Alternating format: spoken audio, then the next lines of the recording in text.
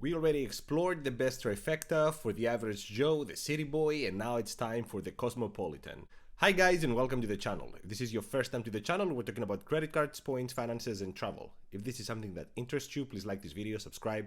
If you have any questions or comments, leave them down below. I will get back to you as soon as I can. In the previous two videos, we explored the credit cards for the average Joe. We saw that the best solution for the average person is to have non-annual fee credit cards that offer the best cashback opportunities. Then for the city boy, we saw that there's some occasional travel, but also looking for value.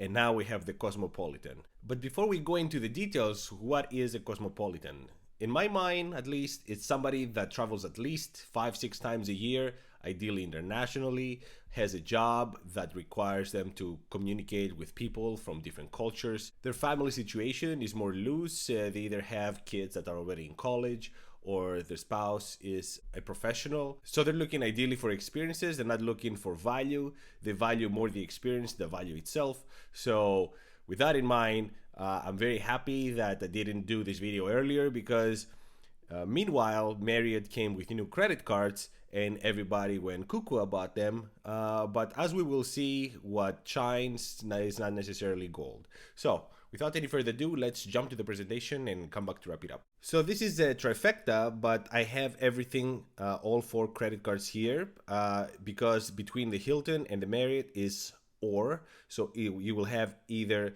the Aspire or you will have the Marriott Brilliant.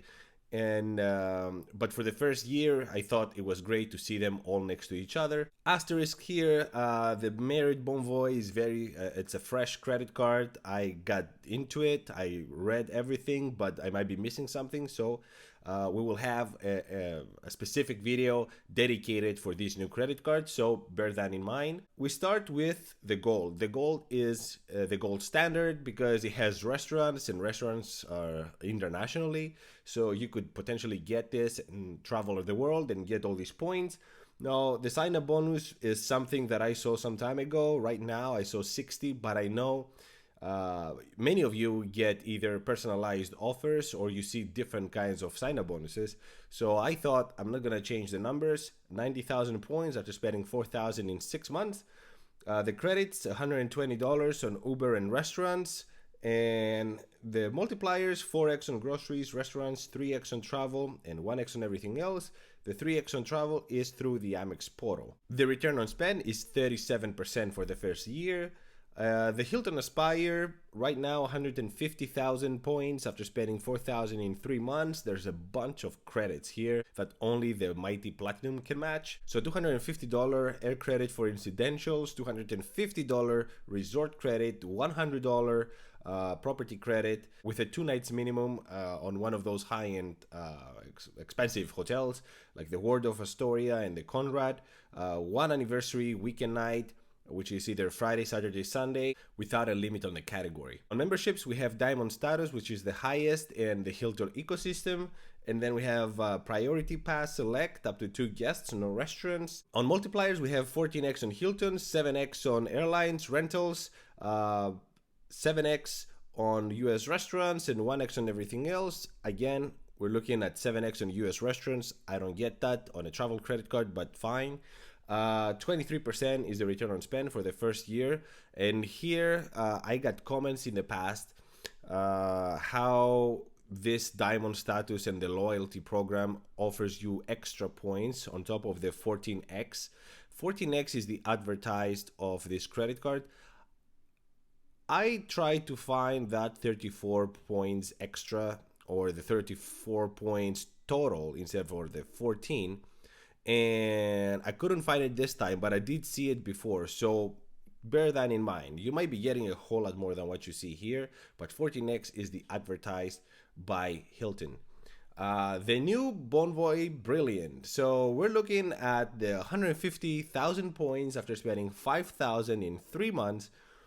We have $300 credit in dining, which replaced the $300 Marriott credit, which is crazy to me because this is a Marriott credit card, and they replaced the Marriott credit to $300 dining credit, and that's $25 a month. So it's not like you can go to a Marriott restaurant or whatever restaurant and eat $300. you have to keep going and spending money in $25 increments, which is a little silly to me because, yeah, why would you change? So to me, this is worse than the previous credit. Let me know. $100 property credit, that's the same as before for 2 nights minimum, and the Ritz Carlton on equally expensive hotels. $100 credit for global entry, TSA pre, one anniversary night, up to 85,000 points. Now, this is better than what they had previously. They had 50,000 points, and so it's 35,000 points more, but this is still a limit. There's still a limit. 85,000 points. There's a bunch of Marriott hotels that I checked before I made this video, and there were 100,000 points a night. So this cannot even get you that, unlike the Aspire. Now, the membership, we have the Marriott Platinum. Before it was the Gold, and this is better. It gives you 50% boost on purchases in Marriott, which is great. So instead of getting that 6x, you're basically going to get 9. But other than that, and of course, almost guaranteed when available upgrades, it's good. It's good. Potentially, you can get some decent returns because of the status alone.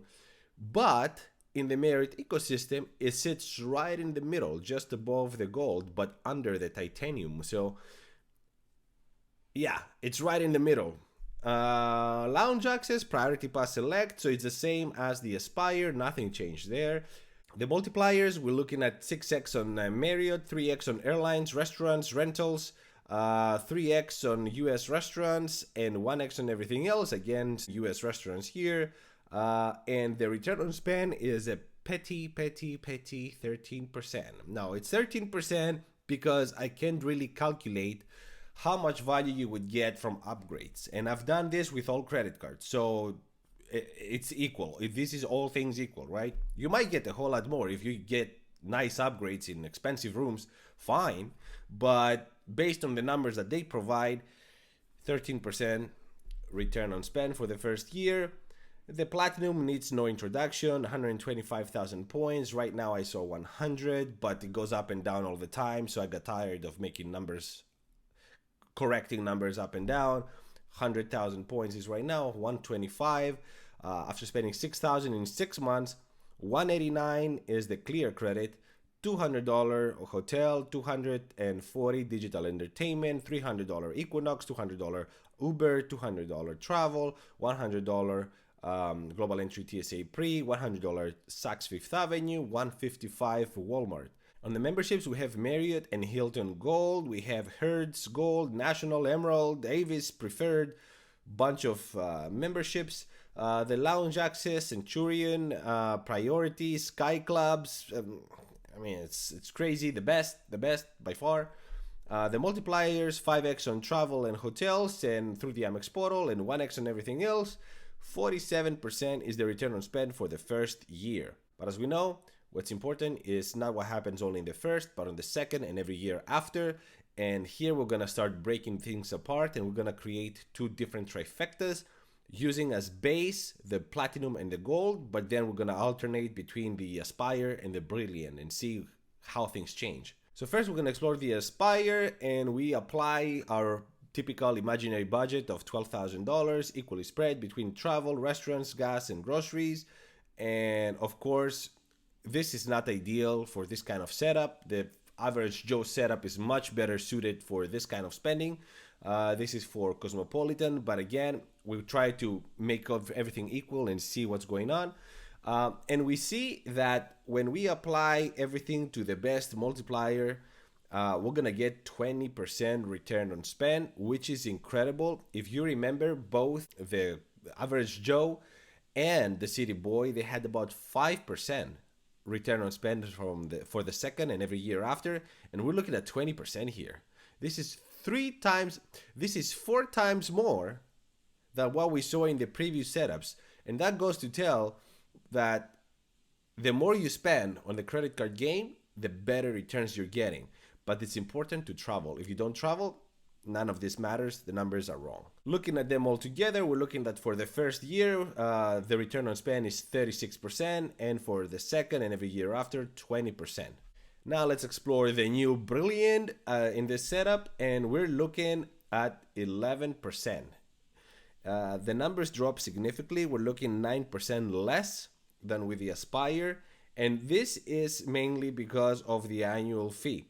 Not only the credits are not as great as the Aspire, we explored that earlier, but I didn't mention that the annual fee now increased $200. So it went from $450 to $650. They give you better anniversary night, 85,000 points, but they really take it away with this annual fee. The credit card is just rearranged, but the returns are the same. So you're not gaining anything as a consumer. If anything, if you ask me, you're losing because now your credit that everybody was counting on to pay most of the annual fee is BS. You have $300 dining credit that's $25 a month. I don't know. You let me know. The membership, the Marriott Platinum, that's the only good thing that I see here. But other than that, I don't know. For $650. I mean, for $650, right? If this was still $450, that would be a different story. We would have a different conversation. But this is $650 now. So this is platinum money. Keep that in mind. 11%. Looking at them all together, we're looking that for the first year, the average return on spend is 32%. And for the second and every year after, 11%. And yeah, this is 4 points less for the first year and 9 points less for the second and every year after, comparing to the Aspire. And keep in mind, the Aspire is still at $450. Just putting it out there. The star of the trifecta is undoubtedly the Platinum. But many of you have an issue with the Platinum because you keep saying that this is a coupon credit card, and the numbers prove you correct. So yes, it has a bunch of credits that I love, I'm using, and I'm really taking advantage of all this. So keep in mind, look at the second year. If we were applying all the spending on the second year only to the Platinum, we would still get like 30%, but this is mainly because of the credits. If we remove the credits, you will see on the third column here that the return on spend would be 2%. So without the credits, the Platinum is a 2% credit card. But for me, you can't separate the two. The Platinum has always been a credit card. So yeah, it's like you're saying, oh yes, I have a horse and carriage, but what if you remove the horses? You only have the carriage, it doesn't have an engine. Yeah, it's a horse and carriage. This is something that works together. So if you don't find useful the credits, then this credit card maybe not for you, you know? 2% is what you would get without the credits, but the credits are there.